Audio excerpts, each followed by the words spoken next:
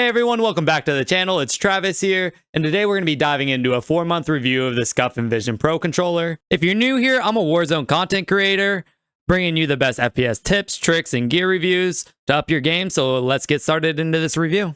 When I first got my hands on the Scuf Envision Pro, I was immediately impressed with the build quality. The controller feels solid and well constructed. When I first got my hands on the Scuf Envision Pro, the first thing I noticed is the way it felt in my fingers. The back buttons were something that immediately attracted me. On other controllers where I've been using for paddles, I've had issues where I couldn't hit the paddles comfortably or they just didn't feel right in my hand. But with this, I could definitely easily rock my finger back and forth between the paddles on each side.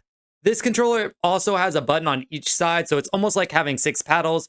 This you can play without, but I would recommend getting used to it because it's been a huge game changer. One of the buttons for me is sprint and the other one is my melee, but we'll get into all the mappings for everything a little bit later into the video. Over the past 4 months, I put this controller through its paces in countless Warzone matches. The responsiveness of the buttons and triggers has remained consistent, and I really haven't had any problem customizing the features to allow me to do exactly what I want to do with my playstyle. One thing I do want to point out as well is this controller is a PC-only controller. So if you're on a console, I'm going to go ahead and suggest you don't get it, obviously, because it's not going to work. Now, you may be wondering why I would suggest this controller over any of the other controllers on the market. Having all these extra paddles is a huge advantage because you can do things like reloading, swapping weapons, or picking something up, all without taking your thumbs off the thumbstick. One of the biggest concerns with gaming controllers these days as well is the durability. I know a lot of people be going through controllers every other week, it seems like. And that has not been an issue at all for me with this controller, I'm glad to say.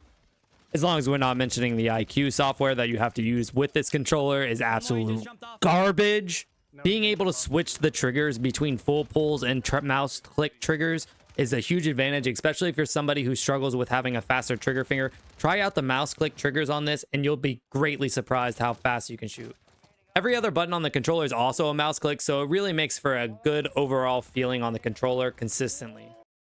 All right, and as we're getting into these ICUE settings, I want to go ahead and show you guys what software settings I'm on. I'm not sure how much it matters what software version you're on. As long as your stuff is acting stable, not disconnecting, or you're not having issues with your controller, I wouldn't mess with it at all.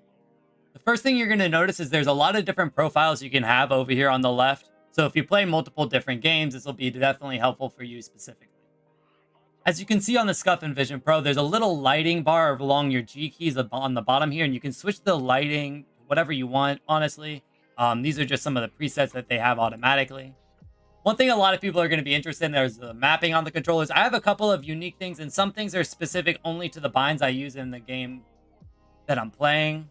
I have one of my G keys mapped as F10, which mutes my in-game audio. So if I don't want to hear the in-game audio, say I'm in the pre-game lobby, something like that, I can turn it off just by pressing this G key. And as I said before, I use one of my side buttons as my melee, and then I have my right stick as my live ping. The macro you're seeing right here is for my left stick. It's going to have a sprint button and then followed up with a YY with the timing you see on the right here. You're going to have to use your keyboard keybinds to do these kinds of macros because otherwise it's not going to work. And then I also have one of my side buttons bound to the left stick for my sprint as well.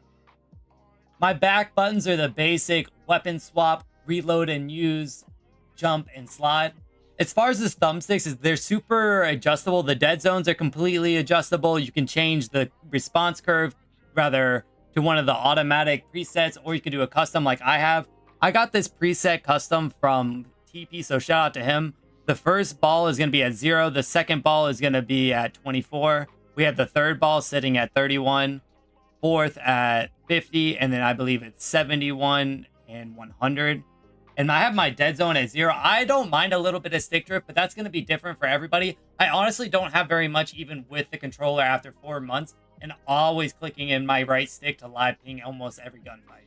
The triggers as well have a response curve, but I've never really messed with it too much because I use the mouse click. I would mess with the dead zone so you're not automatically shooting or aiming in. Things can be a little bit weird with that. And then my vibration may be on the controller settings and ICUE, but I don't use vibration in the game. I would never recommend using vibration in a shooter that you want to be more accurate at. So there you have it. That's my 4-month review of the Scuf Envision Pro. If you're somebody who takes gaming seriously, I'd highly recommend trying this controller. I mean, at only $180, you're not going to find another controller with, let alone 4 paddles, let alone all the other things that you can do with this. It's one of the best things I've added to my gaming setup so far. Don't forget to like, comment, and subscribe for more Warzone content and product reviews. I'll catch y'all next time. Peace.